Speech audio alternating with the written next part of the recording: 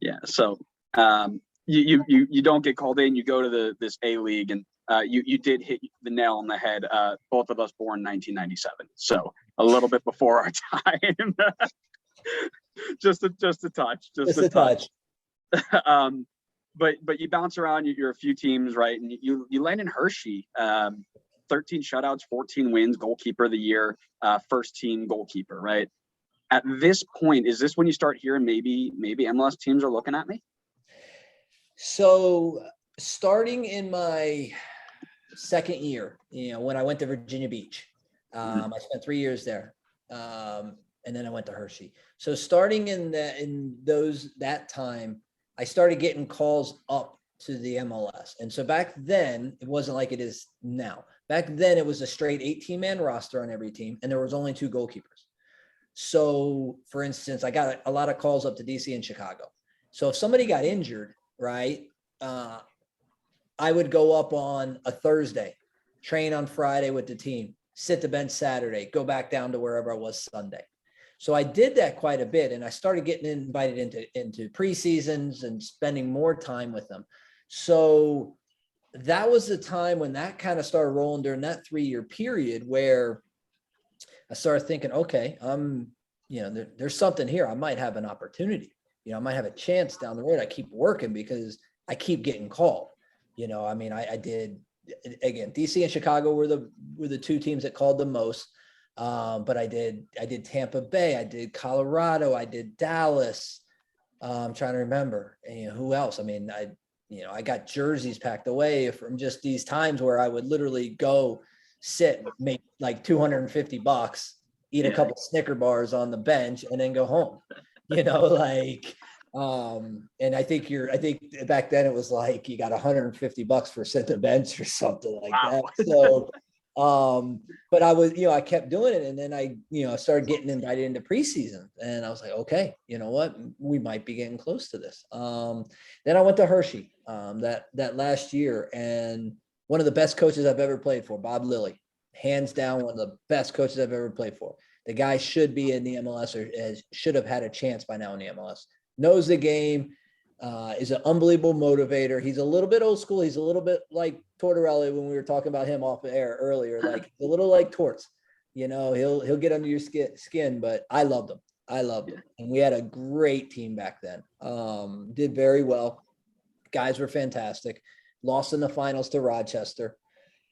But I remember, I don't think during that year, I don't think I got called up too often because I don't think Bob wanted it, or maybe they did call and Bob said, no chance. I don't remember because I think I played every game because or maybe I missed.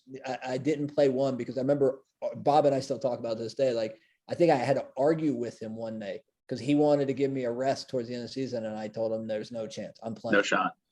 So, but it was probably Bob, Bob probably told them that, don't even call me. He's not, I'm not letting him go to the MLS during the season. So, but it was the playoffs. We were playing Vancouver, and we went to Vancouver first. We beat them up there, and we came back to Hershey, and I think we beat them maybe 3-1 in Vancouver or something like that, maybe 4-1. I don't know. So we had a decent little cushion. We were playing in Hershey, and it's windy as can be.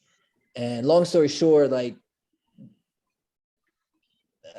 shot comes in from my right, and it's going wide, and all of a sudden the wind starts bringing it, and it's one of those, oh crap, I better cover this. I end up smashing into the post, like got my whole right side, like I was struggling. So tried to play on, couldn't play on. He subs me shortly after that. I am hurt. I'm sitting on the bench just thinking, God, I just want this game to end. I want to go home. And as I'm walking, back to the locker room after the game, I see Greg Andrulis, who was the coach of Columbus Crew at the time.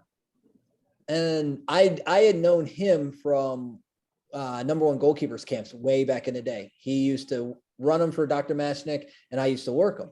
So I've known Greg since I was like 15 or 16. So I'm like, hey, Greg, how are you? What are you doing here? He's like, we're here to watch you. I'm like, you are? He said, yeah. He said, I've actually been to 3 or 4 of your games this year. You just don't know it. I'm like, huh, cool. You know, I said, I didn't know what was going on at this point. So he says, our backup's retiring. We got a position open. Would you be interested? Yeah, for sure. He's like, all right. He's like, and plain and simple, he said, we'll draft you in the draft. Come whenever it was not expansion draft, I don't know what they even called it back then. Yeah, there were so many different names. Yeah, we were looking that up before. They had like 9 drafts back then. So yeah. He's like, we'll draft you. And I said, okay, cool. And he did. We had to wait a couple months, but when it finally came up, I think they drafted me, I don't know, 2nd or 3rd round. I don't even know. But yeah, I mean, true to his word, he drafted me and brought me to Columbus.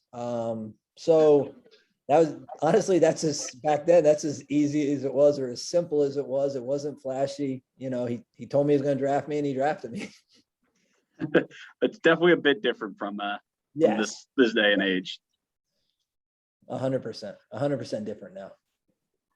So at any point during the first draft process or the times in the A-League, was there like a specific team that you wanted to join, or were you just looking to get on any team at this point in MLS?